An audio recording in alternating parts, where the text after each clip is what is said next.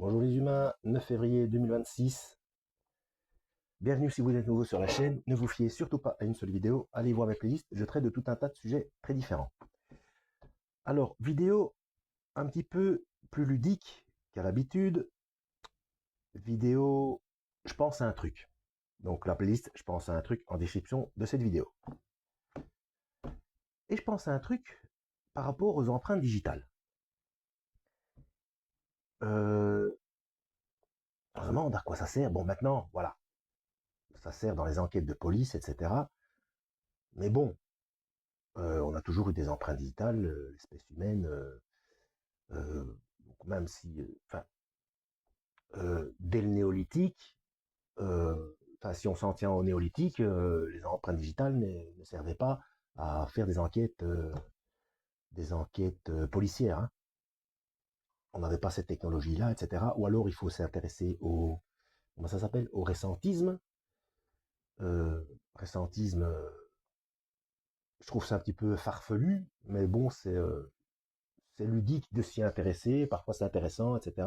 Mais bon, après, peu importe comment ça fonctionne exactement, euh, l'histoire, etc., par rapport aux dates, tout ce qu'on voit autour de nous, c'est que bon, les prophéties bibliques s'accomplissent, c'est comme ça, système de paiement dans la main, reconnaissance faciale, etc. Tout ça, c'est écrit dans la Bible, hein.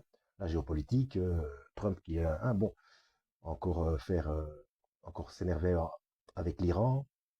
Pour info, pour ceux qui ne savent pas, dans la Bible, l'Iran, c'est la Perse, hein. Bon, bref, peu importe. Et je me suis dit, pourquoi les empreintes digitales?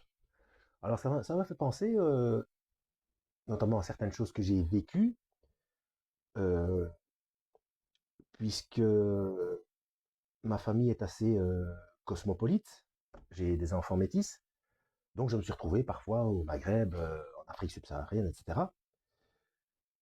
dans la famille, et donc on voit les habitudes des gens à ce niveau-là, et j'ai notamment vu, j'ai mis toutes ces informations ensemble, hein.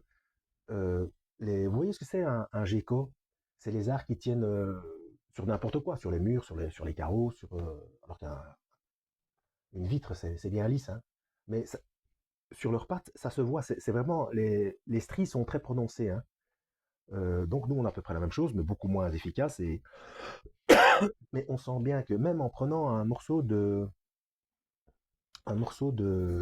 papier glacé, j'ai ici, donc,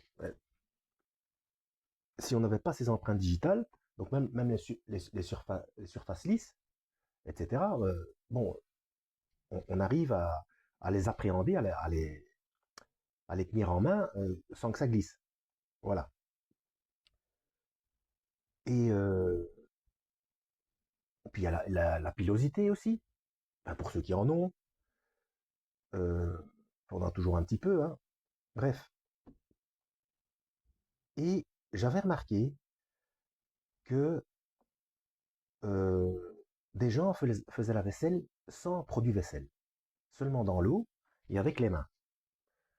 Alors évidemment, je dis pas que ça peut marcher avec une casserole qui a complètement brûlé, ou ça dépend du niveau saleté, mais pour les comment pour la saleté entre guillemets normale. Donc, enfin bref, ce système-là d'empreinte digitale dégraisse. Et pour se laver, c'est pareil, parce que lors du premier confinement, je commence à en avoir marre à force de voir des informations sur la composition des produits, que tout. Et puis, je me disais, mais bon, mais dans l'Antiquité, les gens étaient quand même propres, ils n'avaient pas autant de. Enfin, quoi que les Égyptiens, surtout, les Romains aussi, mais surtout les Égyptiens, ils avaient tout un tas de. Mais bon, c'est des produits qui venaient de la nature. Mais bon, mais au tout début, au néolithique, etc., les gens ne faisaient que se baigner, ils n'avaient pas forcément. Euh, enfin, vous voyez ce que je veux dire, quoi. Donc, et moi, j'ai mon pommeau de douche, j'ai la fonction Karcher. Donc j'avais commencé à me laver comme ça, et ça décape bien. Et j'avais remarqué que même, ne fût-ce qu'en se frottant comme ça, eh bien, la peau finissait par être débarrassée complètement du sébum. J'avais la peau complètement décapée. Et donc j'avais testé pour la vaisselle, pareil. À un moment donné, la vaisselle est, bon, je dis, pas les, Donc je ne dis pas, bon, pour les cas extrêmes, donc le cambouis, ça m'étonnerait que ça marche avec le cambouis, donc les garagistes, puis les peintres en bâtiment, etc. Mais je veux dire, pour la production de sébum journalier, production de sébum journalière, eh bien, c'est tout à fait efficace. Donc Dieu a tout prévu depuis le départ. Voilà. Donc, au niveau de la conception, tout simplement. Et donc la peau, c'est l'organe le plus grand de, de l'organisme. Ça fait à peu près 2 mètres carrés, selon les individus. Et en fait, c'est un organe protecteur. Et dans le sébum, en fait, le sébum sert à capter tout un tas de polluants, des nanoparticules, etc. Mais bon, les virus, les bactéries, jusqu'à un certain point. Euh, D'autant plus, d'ailleurs, que je me souviens que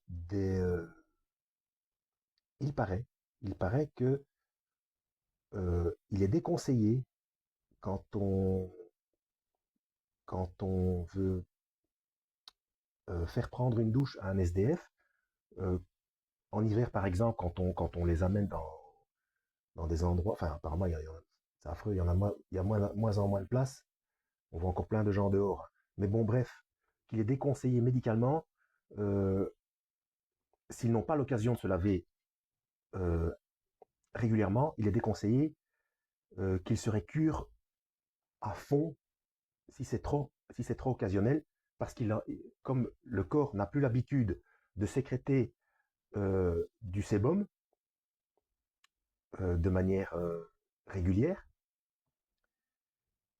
eh bien, il paraît qu'il y en a qui tombent malades après s'être complètement décrassés de manière trop, trop intense, et qu'il y ait eu, voire même, des décès. Bon, après, je n'en sais pas plus, hein. Mais bon, c'est comme tout processus de vie. C'est pareil avec l'alimentation. Quand quelqu'un est resté trop longtemps sans manger, il faut qu'il recommence à s'alimenter de manière très progressive pour éviter un choc, parce que le corps prend ça comme une agression. Eh bien, c'est pareil avec l'hygiène. Euh, Si quelqu'un ne s'est pas lavé pendant un an, je dis ça comme ça, eh bien, c'est peut-être mieux de se rincer d'abord. Enfin, vous voyez ce que je veux dire, quoi. Il paraît que c'est dangereux de complètement se décaper à fond si on ne s'est pas lavé depuis X temps, puisque le corps n'a pas l'habitude de produire la production de sébum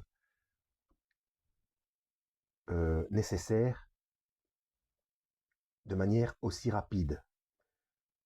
Donc, cette couche fait partie du système immunitaire, hein, tout simplement. Et donc, voilà. Donc, au fond, tous les produits, les industriels, etc., jusqu'à jusqu'à quel point, bon, il y a des choses qui ont... j'en ai déjà parlé concernant le lave-linge. Tous ces anticalcaires, etc., qu'on nous demande, et puis ça va dans la flotte, et nous, quand on jette un papier par terre, on reçoit une amende, et tous ces industriels-là, ils sont pas inquiétés. Bon, faut pas leur en vouloir. Pour ceux qui connaissent la chaîne, vous savez ce que je vais dire. Matthieu, chapitre 5. Un petit coup d'œil là-dedans. Voilà, relax. Mais, qu'est-ce que je voulais dire? Euh, oui, alors qu'il y a des produits naturels, comme anticalcaire. Moi, dans mon lave-linge, bah, au lieu de mettre un anticalcaire, je mets du jus de citron. Ça fonctionne très bien.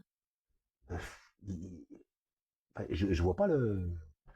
Moi qui frottais comme ça, comme un dingue, le calcaire dans la cuvette des toilettes, eh bien, parce que parfois ça s'accroche, parfois ça s'accumule tellement que ça devient un brin. Alors on frotte, on met des produits, etc. Alors que maintenant, chaque fois que je mange un agrume, une orange, une clémentine, une mandarine, tout ce que vous voulez, rien que les épluchures, je les jette dedans, je ne tire pas la chasse, je les jette dedans, et le lendemain, c'est tout blanc. Tout le calcaire, c'est désagrégé. Voilà, ce que je fais aussi, c'est que, bon, enfin, parfois je le fais, mais quand il fait très chaud, je coupe un demi-citron, je préfère le citron vert, ça donne plus de peps. Donc dans un demi-litre d'eau, dans ma petite bouteille d'eau que je prends pour aller m'entraîner, un demi-citron, hop, le, le, la pelure ou l'épluchure, je mets dans la cuvette et je laisse agir. Et pas besoin de produit. Et ça, c'est un anticalcaire, il n'y a pas plus efficace. Voilà. Et pareil, une fois que qu'on a retiré le jus, eh ben, utiliser cette peau pour frotter sur l'évier, etc. Ça, ça détartre. Il y a des tas de. Si on réfléchit, Dieu a tout prévu. Voilà. Je pense à un truc. Playlist, je pense à un truc. Je pense à un truc en description de cette vidéo. Voilà. Lisez la Bible. À la prochaine et que Yahweh vous guide.